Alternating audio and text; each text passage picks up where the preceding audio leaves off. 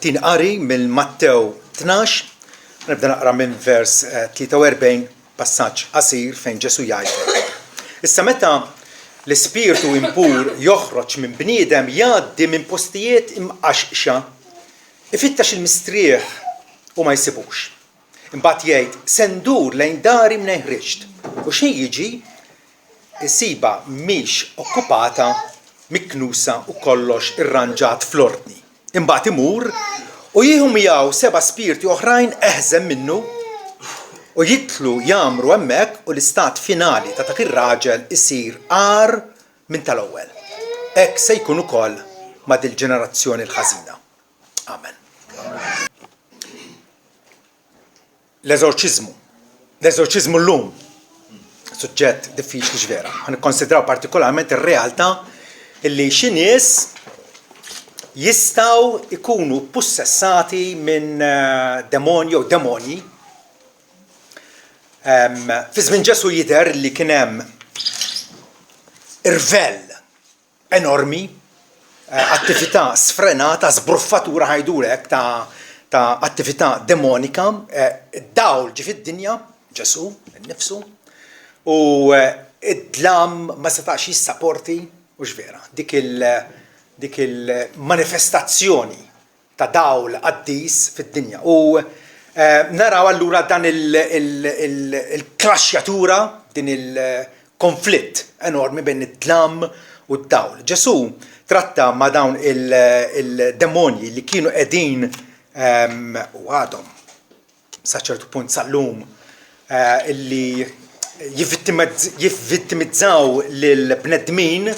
Ġesu keċċihom kelma ta' awtorità u saħansitra delega l-awtorità tiegħu lill-apostli u darba minnhom lil 70 oħra li bagħthom 2 li xandru s-saltna talla illi dawn kienu mogħtija l-kapaċità li jiskonġraw jew ikeċċu demonji min-nies.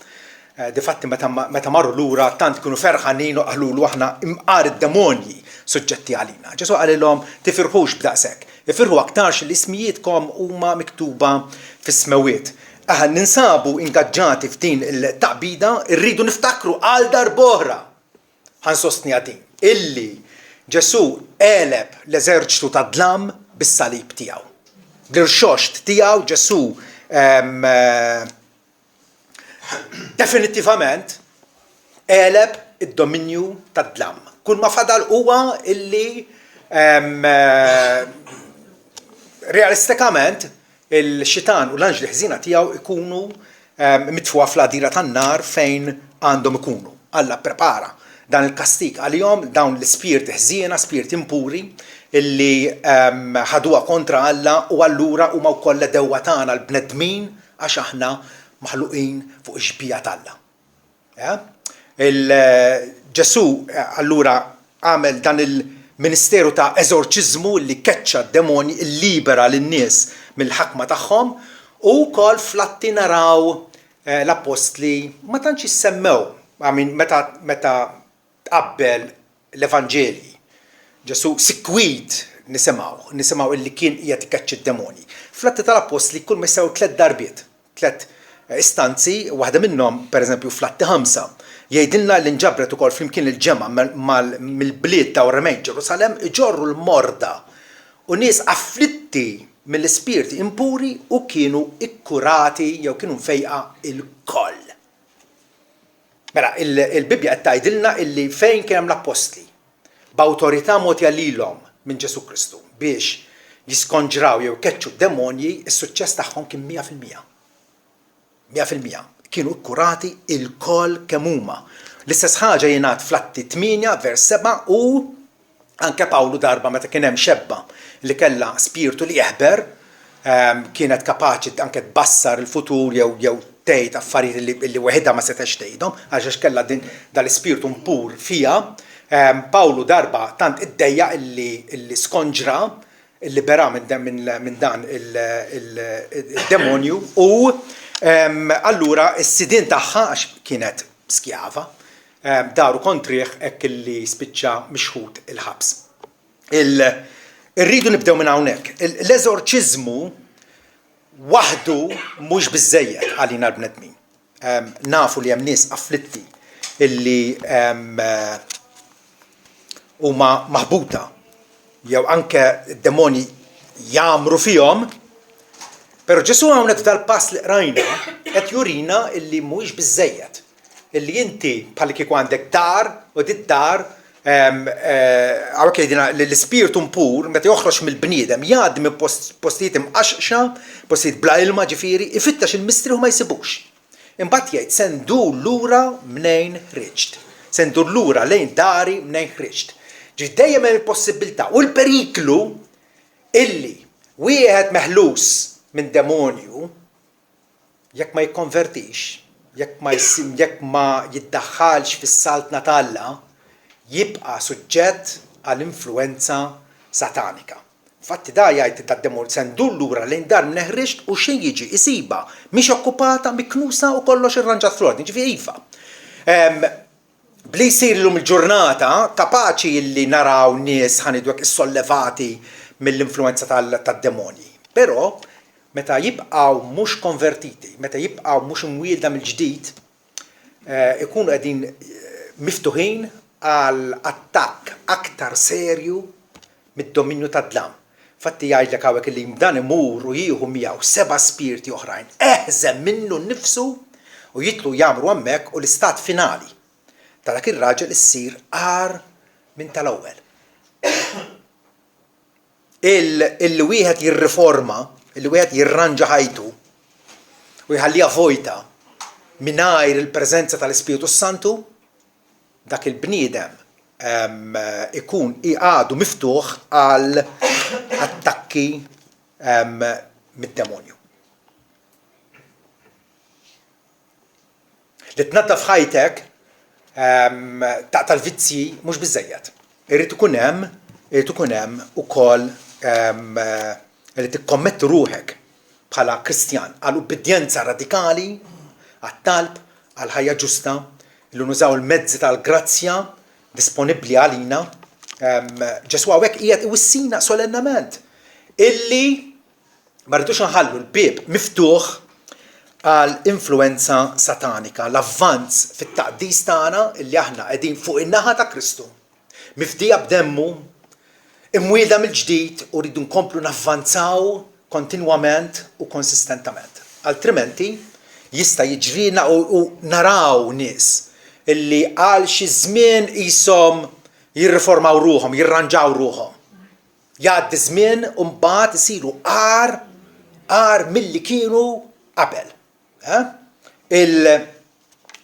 Ġesu hawnhekk qed jgħidilna li t-titjib fil-karattru apparti l-ħidma tal-Ispiritu Santu u t-taqdis tiegħu qatt ma ħajkun effettiv u permanenti.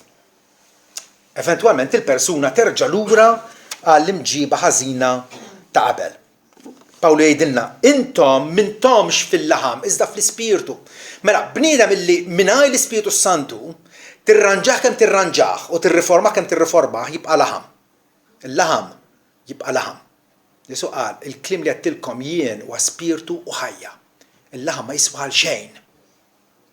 Billi wieħed jirranġa ruħu, jirriforma, le. Irridu insiru membri ħajjin ta' Kristu. Bil-fidi, b'fiduċja sempliċi fih. Intom m'intomx fil-laħam iżda fl-Ispirtu. Jekk ta' bilħaq l-Ispirtu tal-Alla jammar fikom. Imma jekk xi ħadd m'għandux l-Ispirtu ta' Kristu dan mhux minn tiegħu. Il-fattur determinattiv wieħed huwiex qed jirrendi frott tal-Alla u huwa produttiv għalih huwa il-preżenza tal-Ispiritu Santu fil-qalb ta' dak li jkun. Li tkun sempliċement reliġjuż, moralista, tipprova tgħix tajjeb, mhux biżżejjed. Mhux biżżejjed. Ġesu jgħid illi ikun hemm iċ-ċans illi l-istat finali ta' dak ir-raġel isir għar minn tal-ewwel. Noqgħdu attenti. Illi l-xitan iva rridu nirreżistuh, ma rridu nirreżistuh skont il-mandat li tatina l-Iskrittura. Illum jeżistu nies letteralment indemonjati. Aħna meta konna żgħar u konna nġibu ruħna ħażin, dak tifel indemonjat. Ma konna nitkellmu hekk bil-Malti għal dik l-imġiba sfrattat, dik l-imġiba bla rażan, imma hawnhekk qed nitkellmu dwar nies li realment spiritu ħażin illi qed jammar fihom. Personalment qatt ma rajt każ. U forsi intom lanqas, konna nisimgħu dwarhom, saqsejt il-Anthony Green, il-missjonarju li ħan nissapportjaw fil-Peru. U nnifsu wkoll ma iltaqax ma' nisek, però għalli li jaf b'żewġ każijiet illi deru li kienu invażazzjoni nies ippussessati mid-demonji. Apparentament, illum il-ġurnata f'ċiviltajiet nieqsa mill-Evanġelju dawn dal-fenomenu jidher aktar. Rridu nibdew biex nagħmlu differenza bejn mart mentali u invażazzjoni tad-demonji. Mhumiex l-istess. Il-Bibbja tiddistingwihom f'Mattew 4 jingħati li Ġesu fejja diversità ta' nies. Ir-rapport dwarhom firex mis-Sirja kollha ġabulu l dawk kollha li kellhom xi invalidità, afflitti minn mart, ġihad varju u lill-indemonjati mela qed jiddistingwihom. Nies illi ibatu b'xi mart mentali, ħanisahom batu b'mart mentali, daqskemm imbagħtu mill-qalb u mill-frixa u mill-pulmun. Il-moħħ huwa organu tal-ġisem li jista' jimrad. Marda komuni tal-moħħ hija li tibda tinsa. U aktar ma tikber issir aktar ovvja dil-ħaġa. Imma tista' wkoll, infatti hija kellimna tal-aħħar dwar mart mentali, dak huwa differenti minn nies li jkunu demonizzati. Rridu nagħmlu differenza netta. Meta wieħed huwa possessat minn demonju ikun ikkontrollat mid-demonju li qed jammar fih. Id-demonju prattikament qed jagħmel bih li jrid. Sar il-vittma tiegħu. Bħalma bniedem ipnotizzat, dan huwa min ipnotizzah jekk jgħidlu qed tħoss il-bard, dak jibda jħoss il-bard vera. Jew qed tħoss sħana jibda irewwaħ. Għaliex? Għax moħħu m'għadux tiegħu. Moħħ qed jikkontrollah, qed jikkontrollawlu bniedem ieħor. Issa fil-każ ta' invażazzjoni mid-demonju huwa għar. Mhux bniedem qed jikkontrolla moħħ ta' bniedem ieħor. Għal ftit ta' żmien. Ma għandek hawnhekk demonju jew demonji illi il-dal-bniedem għamluh vittma tiegħu. Okay? Hija realtà kifra, hija realtà illi Ġesu tratta magħha. Kif jien naraf persuna illi tkun demonizzata, tkun possessata minn xi demonji? Skont il-Patt il-ġdid, ma nix ħanqogħdu ngħidu x'jgħid il-Vatikan, jew x'jgħid Benħin, jew nies oħra. Skont il-Patt il-ġdid. Tajjeb, fi żmien Ġesu għalmenu, id-demonju seta' jippossessa bniedem l-aktar volontarjament imma anke involontarjament. Bir-rieda tiegħu jew anke kontra r-rieda tiegħu. U ma jidher li kien hemm ebda rabta essenzjali bejn il-karattru tal-vittma u l-fatt li kien possessat. Infatti, il-Bibbja pereżempju semmi każ ta' tifel li kien possessat. Tgħid li tifel seta' kien vera tifel mill-ar u taf kif. Imma hawnhekk f'Mattew 17 naqraw dar-rakkont fejn avviċinaħ raġel u nxteħet arkub tejh quddiem Ġesu qallu sit, ħenna l-ibni għax huwa epilettiku jinsab isofru wisq għax sikwit jaqa' fin-nar u sikwit fl-ilma u ġibtu għand id-dixxipli tiegħek imma ma setgħux jikkurawh U Ġesu wieġeb billi qal o ġenerazzjoni miskredenti u pervertita. Kemm se ndum magħkom? Kemm se ndum nissapportikom? Ġibuli hawn. U Ġesu ċanfa lid-demonju u ħareġ minnu u t-tifel kien ikkurat minn dak il-ħin stess. Tifel. Illi il-demonju għażel illi iva jafflittaħ bil-preżenza tiegħu ġewwa fih. Narfu illi wieħed huwa indemonjat meta bħal speċi għandu personalità doppja. Personalità doppja. Daqqa huwa daqqa mhuwiex hu. Infatti f'Mark 5 għandna rakkont iddettaljat ta' wieħed indemonjat. Marku 5 fejn jgħidilna dana meta ra Ġesu għajat bleħenolu u qal x'għandi x'naqsam miegħek Ġesu binalla l-ola. Mela qed jitkellem persuna waħda, x'għandi x'naqsam miegħek. Mbagħad ikompli aħfir li balla, aħlif li balla biex ma tittorturanix.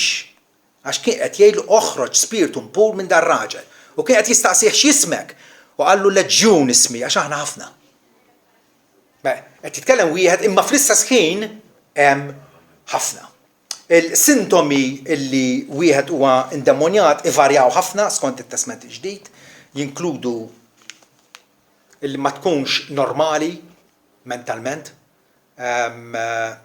ikollok tendenza anke ta' suwiċidju li ta' meħsara li kien nifsek, dal-istess każ hawnhekk ta' dar raġel li kien jammar fost l-oqbra u kien għatta li nifsu bil-ħaġar immaġinaw. Qed jipprova jeqret li nifsu. Aħna nafu li Ġesu qal li l-xitan huwa qattiel u giddieb mill-bidu, huwa qattiel tal-bniedem. Li jagħmel ħsara.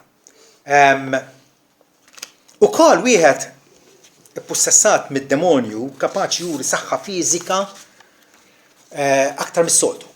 Għandna l-każ ta' Uliċċeva li pruvaw jiskonġraw raġel li kien indemonjat. U dana qabeż fuq u kienu 5. Wieħed qabeż fuq 5 u ħarbathom. Ferjhom kollha kellhom jaħarbu. Wieħed kontra 5. Ukoll illi il-ħelsien mill-ħakma tad-demonju meta jseħħ f'kolb. Din hija xi ħaġa tant differenti milli jsir illum illi għandek l-eżorċisti kattoliċi jew oħrajn li jmorru fuq dal-każ u jerġgħu morru. Għandek falliment. Le. Fit-Testament il-Ġdid Ġesu jew l-apostli tiegħu meta kienu jkeċċu il-demonju kien jitlaq f'kolb. Filli huwa possessat il-bniedem u filli mhuwiex.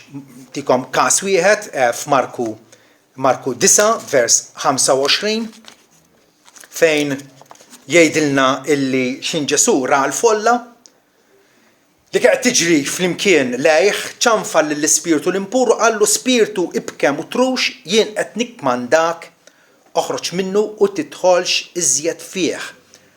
Notaw.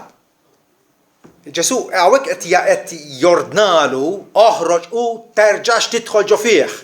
Il-ħaġa li għadna kif għadna fil-bidunet. Il-wieħed skonġrat mill-qawwa tad-demonju ma jfissirx li l-futur tiegħu huwa garantit.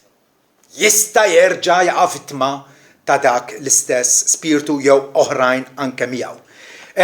Hawnhekk il-ġrajja tkompli l Ġesu dan it-tifel meta skonġraħ sar bħal wieħed mejjed hekk li ħafna minnhom qalu miet filli kien għandu dik il-furja fuqu. U meta Ġesu kmanda l-ispiritu biex joħroġ ħasbuh mejjed għax it-tifel baqa' mixkut mal-art. Ma Ġesu qabadlu idu qajmu u intrafa fuq riġlejh. Filli ippussessat u filli meħlus. Kif nistgħu aħna illum il-ġurnata nittrattaw ma' nies bħal dawn kollox jista' jiġri. Nistgħu niltaqgħu magħhom. Ma nebda garanzija illi ħankunu kif ħanittrattaw ma' nies maħkuma mid-demonji. Bl-istess mod kif ngħinu nies oħra.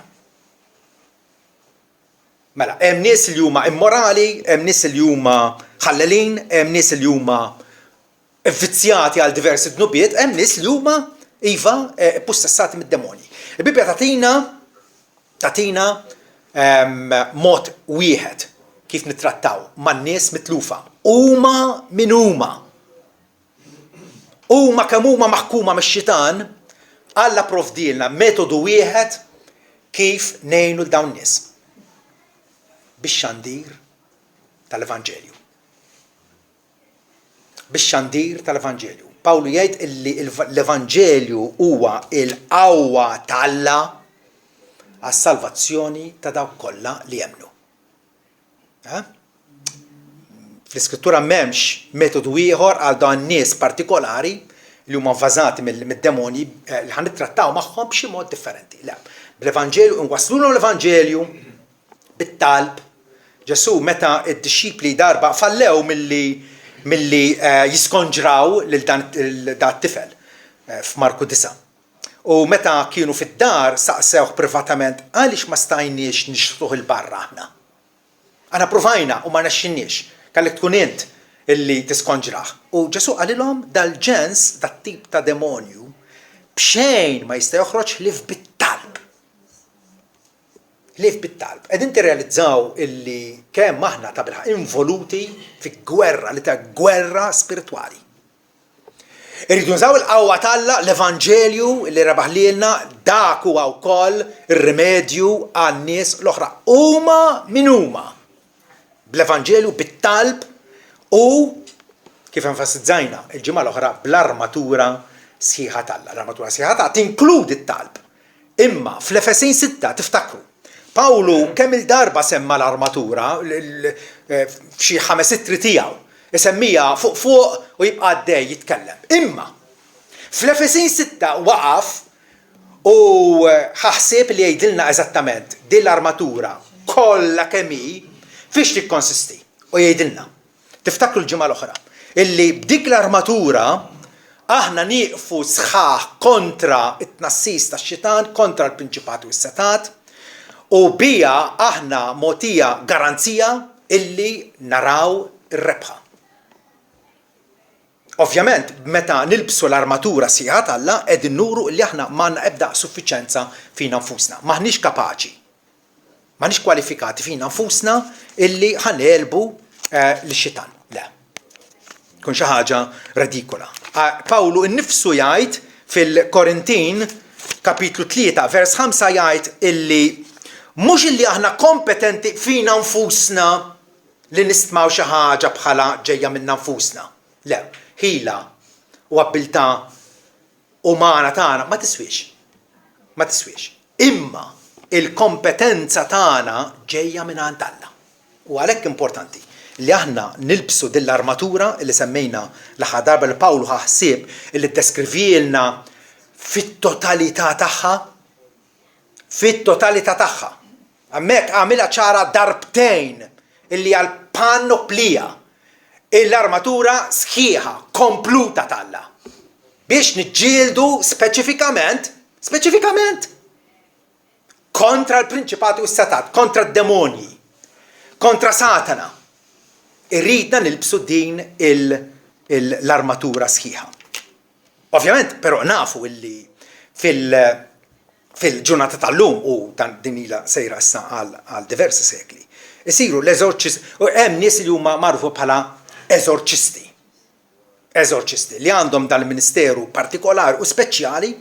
Il-Vatikan infatti għandu korsijiet speċjali għal assissin tiegħu li joġobhom li jieħdu dal-kors biex ikunu jistgħu jaħdmu bħala eżorċisti.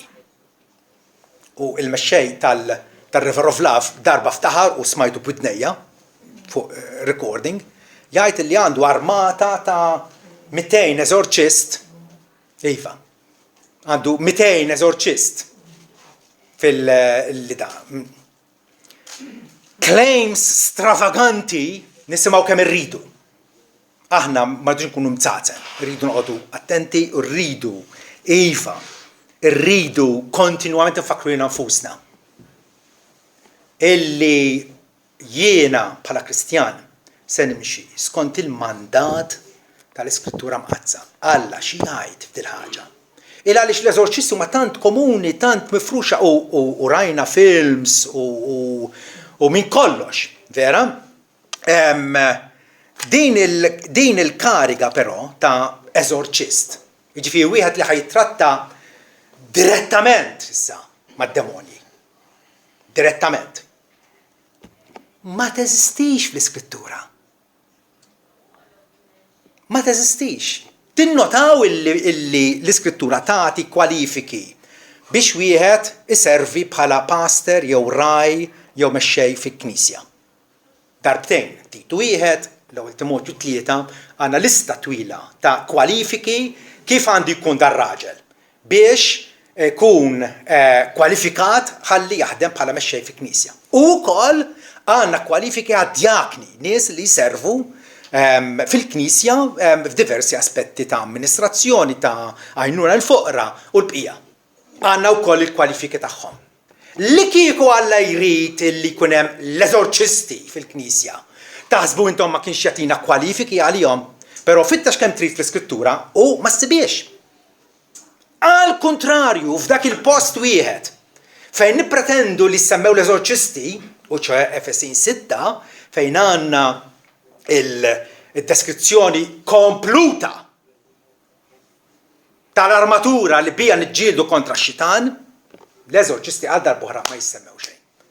Imma Alla jrid li kull wieħed minn uliedu, kbar jew żgħar, ikunu lebsin l-armatura tiegħu tajjeb biex nissieltu propjament kontra il-demonji. U meta u jekk niltaqgħu ma' nies ta' dil kwalità li juru evidenza li huma indemonjati fil-versens tal-kelma, kif nittrattaw magħhom bl-armatura sieħa Alla. Bl-armatura sieħa Alla. Issa, ovvjament, l-eżorċisti matul iż-żminijiet jużaw talb, jużaw ħwejjeġ reliġjużi, formuli speċjali, inkantazzjonijiet, mossi, simboli, ikoni, amuleti, minn kollox jużaw. Tajjeb, sikwit jinvokaw l-Alla, jinvokaw il-Ġesu, jinvokaw l-Anġli, jinvokaw l-Arkanġli, avolja l-Bibja semmi Arkanġlu wieħed, jinvokaw l-Qaddisin biex jgħinuhom fl-eżorċiżmu tagħhom. Vet naraw illi l-Bibja tajt mod u fil-Kristjaneżmu f'ħafna partijiet minnu qed isir mod ieħor. Jridu noqogħdu attenti minn dan l-estremiżmu. X'awtorità għandek int illi toħloq tivvinta il-kariga ta' eżorċista meta l-Bibja tgħidlek illi le, bl-armatura sħiħa Alla illi approvda lil kull wieħed minn uliedu u biżżejjed. Jridu noqogħdu attenti minn dan l-estremiżmu modern u speċjalment noqogħdu attenti meta naraw films The Exorcist u hekk. Dawn il-films illum pereżempju bħalissa għaddej The Chosen u forsi xogħol minnkom qegħdin tarawh ma ntikomx parir li taraw dak it-tip ta' films għaliex? Għal raġuni sempliċi waħda. Il-verità tkun imħalta mal-iżball u mal-invenzjoni tal-bniedem kawlata waħda. U dak li tara tiftakru, dak li tara fuq l-iskrin tiftakru. Alla kif iridna nirċivu l-verità tiegħu. Ftakru x'qal lil-Lut, meta jien kellimtkom fuq is-Sinaj ma rajtu ebda forma tiegħi. Biss smajtu leħen. Alla jridna nisimgħu il-leħen ta' kelmtu. Illum rekordjata infallibilment fl-Iskrittura Mqazza u Alla jridna nillimitaw ruħna għas-safety tagħna nfusna, għas-sigurtà tagħna nfusna. F'dak li jgħid mhux f'dak li ninfluwenzaw ruħna fuq il-films. Sa dal-aħħar ġie wieħed hawnhekk viżitatur u fl-aħħar tal-laqgħa qalli eżattament kif għamel Mosè, għattu x'għamel Mosè. U tant kienet xi ħaġa falsa din. Il-qas biss niftakarx qalli dak għatlu diġibta minn xi film, u li kollha narahom il-films. U għalih il-verità di li ra fuq il-film huwa verità. Aħna Kristjani. il-produzzjoni tad-dinja ejjew intuhom il-ġemp għax ma joddux għalina. U iva ejjew naraw Alla x'qed jgħidilna fost tat-taħwit u l-konfużjoni u kħad jivvinta. U x'ma ġiex ivvintat. Alla jridna nagħtu widen għall-kentu. Għall-kentu. Claims folots u stravaganti għaw kemm trid irridu narblu kollox mill-arbil tal-iskrittura imqazza. Il-kariga infatti ta' eżorċist bdiet tard fis-seklu 3. Għaddew 200 sena mintu mietu l-apostli. Imbagħad daħlet din l-idea li għandna bżonn nies speċjali, nies esperti biex jittrattaw ma' nies invażati. Dik biss diġà turi illi hija invenzjoni, hija tradizzjoni li daħlet ma' żmien. Iva, hemm nies fil-Kattoliċeżmu, hemm nies fil-movimenti karizmatiċi diversi illum il-ġurnata li jklejmjaw li jkeċċu d-demonji u jagħmlu shows kbar fuq it-televiżjoni però dan mhuwa prova ta' xejn. Ma minix ħan impressjona ruħi għax jgħidu li qed ikeċċu d-demonji. Difatti f'Ġesu innifsu jgħidilna f'Mattew 7 ħafna qatt jgħiduli f'dak il-jum, fil-jum tal-ġudizzju. Sit ma profetizzajniex f'ismek u f'ismek xħidna l-barra d-demonji huma minn għalihom hekk qegħdin jagħmlu bil-ministeri fake tagħhom minn għalihom qegħdin ikeċċu d-demonji. Meta faċilment qudiemhom ikollhom jew nies li qegħdin jirreċtaw xi ħaġa li ssir komuni ħafna din. Jew anke forsi nies li huma mentalment instabbli. F'ismek xitna l-barra d-demonja jgħidulu, f'ismek għamilna ħafna setat mirakolużi, għamilna l-mirakli ġifieri. Mbagħad se niddikjaralhom qatt ma kont nafkom. Itilqu minni intom li taħdmu lill-legalità, intom li tagħmlu l-ħażen. Għaliex? Għax dawn in-nies qegħdin iqarqu b'nies oħra. Ja sempliċi daqshekk. Qegħdin iqarqu flok ma jgħidulhom isma' Alla tagħkom ir-riżorsi kollha. Biex mhux jien bħala eżorċist, imma aħna l-kollu li talla. Armati kontra x-xitan, bl-armatura illi hu jagħtina. Ħafna nies jużaw ħsiebhom biex jirrepetu u jtennu bla sens l-isem qaddis ta' Ġesu. Iħin kollu in Jesus name. U minn għalihom qegħdin ikeċċu d-demonji. Xaru każa. L-isem tal-Salvatur tagħna użat bħala lucky charm. Hemm min jilbes runa hawnhekk u min għalih ħajproteġih kontra x-xorti ħażina. U hemm min għax jgħid għax jippronunzja l-isem ta' Ġesu jaħseb illi b'daqshekk għandu xi rebħa. Naħseb jiena l-ulied Xeva, il-ħames ulied ta' Xeva, il-wieħed Assis. Il-każ tagħhom jissemma fl-Atti 19 fejn jgħidilna illi xi wħud mill-eżorċisti itineranti Lut, għax anke l-Lut fi żmien Ġesu kellhom din il-kariga ta' eżorċisti.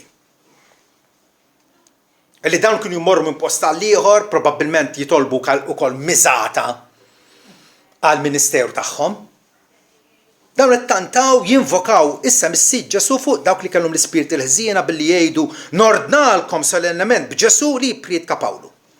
U kien hemm 7 ulied ta' wieħed Xeva, is-saċerdot ewlieni ludi li kienu qegħdin jagħmlu dan. U l-ispirtu ħażin wieġeb bilqalilhom lil Ġesu narfu u l-Pawlu naf dwaru imma intom min intom. U qabeż fuqhom, żbranhom hekk kellhom jaħarbu minnu miġruħin il-koll. Li sempliċement tlissen l-isem ta' Ġesu ma jfisser xejn, anzi wissik illi probabbilment tkun qiegħed tinvoka isem il-mulej għal xejn b'xejn, huwa l-ksur tat-tielet kmandament. L-isem tal-lu sagru u maħniex lesti li noqogħdu nixħtuh l-awlien bla doċċ u bla ebda responsabilità. Allura il-mentalità ta' konfront fil-Pentekostalizmu hija assurda. Jsibhom biex jgħidu l-isem ta' Ġesu bħalli kieku huwa isem maġiku bħala formola. L-istorja ta' Liċċeva turina illi dik hija xi ħaġa assurda. Ovvjament l-apostli kienu ingħataw awtorità biex jiskonġraw. Però aħna m'aħniex apostli. Llum il-ġurnata ssib claims ta' nies li huma apostli, tifhem għaliex żball ġib il-ieħor bħal dejjem. Però huwa fatt li l-apostli kienu l-pedament tal-Knisja, il-pedament qiegħed fl-ewwel seklu u dak it-tagħlim li ħallewna l-apostli miġbur fil-Patt il-ġdid, aħna rridu nsegwu il-verità li għaddewna huma. Il-kummissjoni l-kbira li tagħna Ġesu illi morru fid-dinja kollha u xandru l-Vanġelu u għalmuhom u għamduhom fl-isem tal-Missier u tal-Iben u tal-Ispiritu Santu u komplu għalmuhom kull ma kmandajtkom jiena. Ma tinkludix hija kummissjoni kbira, kummissjoni kruċjali li l-Knisja hija involuta fija 20 seklu. Ma tinkludix fija it-tkeċċija tad-demonji. Dinja l-idea arroganti ħansejħilek illi narawa tant komuni, tant saret komuni illi Alla ħares tajt li ħażina illi jindirizzaw lid-demonji. Jindirizzaw id-demonji, ikellmu lid-demonji, ikellmu lil Satana. Meta l-Bibja tgħidilna aħna rridu nirreżistuh, mhux inkellmuh. Nirreżistu lix-Xitan u jaħrab minnkom. Tgħidu li ma' Ġesu kellmu lix-Xitan, kellmu fid-deżert, kellem lid-demonji kemm il-darba meta skonġrom, iskot u oħroġ minnu, ħafna każijiet. Però Ġesu huwa Ġesu. Ġesu huwa is-sit tas-sidien. Ġesu huwa Alla inkarnat. Alla fil-ġisem li der fostna fil-ġisem. Hemm daqsxejn differenza bejna u bejn Ġesu. Aħna l-iskjavi tiegħu u s-sit fuqna. Ġesu billi kellem lix-Xitan u lid-demon ma nistgħux nikkonkludu illi aħna nagħmlu l-istess. Ġesu tweled minn verġni. Aħna le. Ġesu wara 3 ijiem qam minn bellimwiet. Aħna le. Nistgħu nibqgħu nsemmu. Ġesu kellem lill-imwieċ u lill-irwiefen isktu. Meta kienu ftik il-maltempa isktu. Qed tifhem. Jekk tagħmel hekk int min nassigurak illi il-maltempata tibqa' għaddejja u nassigurak ukoll li jkun hemm xi ħadd miegħek fuq id-dajsa ħajtħaq bik. Ħajtħaq bik. Ġesu kellem lin-nies mejta. Talita kumi. U t-tifla ta' 12 sena qamet. Jekk tagħmel hekk fil-mortwarja nassigurak li jsibulek kamra f'Monte Carmeli. Dak li għamel Ġesu ma jfissirx li nagħmlu aħna wkoll. Ġesu ġie fostna bħala l-Messija, bħala s-Salvatur. Li rridu nagħmlu bħal Ġesu li nimitaw il-karattru qaddis u ġust u tajjeb u ħelu tiegħu. Infatti Ġesu issa jgħidilna talmu minni għax jien manswed u umli f'qalb hemmhekk irridu nimitaw il-Ġesu. Illi talmu nkunu umli u manswed fil-qalb tagħna. Illi nkunu nħobbu naħfru l-edewa tagħna. Anke fl-ar kriżijiet ta' ħajjitna. Missier aħfrilhom għax ma hemmhekk iva rridu nimitaw il-Ġesu. Aħna servi tiegħu, mhux nies tal-istess awtorità tiegħu. Illum dawn li naraw u nisimgħu dwar deliverance ministries. Vera kemm saru popolari. Popolari immens. Għal ħax tipponta subajk u tikkritikhom, però fil-fatt nisfida. Sibli warrant bibliku għal dak it-tip ta' ministeru. Sibli. Fejn fl-iskrittura tgħid illi rridu nittrattaw direttament biex nkeċċu d-demonji. Ħana fakkarkom x'inhi l-metodu li tagħna Alla. Ix-xandi tal-Evanġelju bit-talb, lebsin, l-armatura sħiħa tiegħu.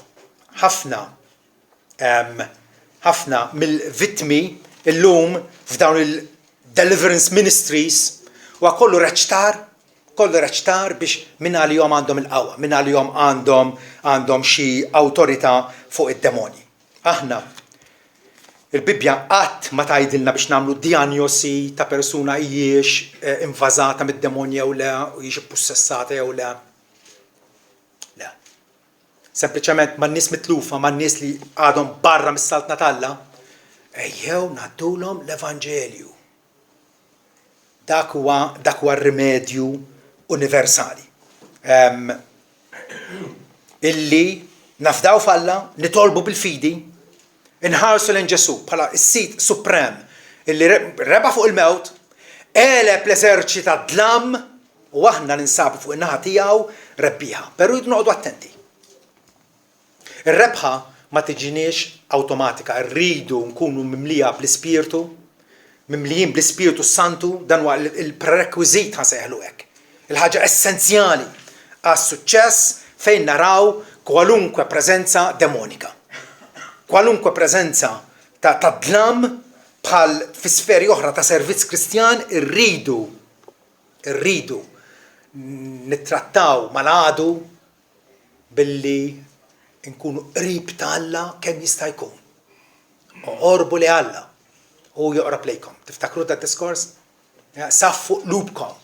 Imbagħad inkunu ta' bilħaq kwalifikati biex namlu il-ġid lin-nies l-oħra. Se jekk huma super reliġjużi li xorta waħda għandhom bżonn il-maħfra, se jekk huma nies vittimizzati mid-demonji illi għal Alla omnipotenti m'hemm xejn diffiċli jew faċli. Alla tagħna l-armi jew narfu nużawhom tajjeb u naraw il-saltna ta' Kristu hekk tavvanza u tikber u timla l-art. Amen.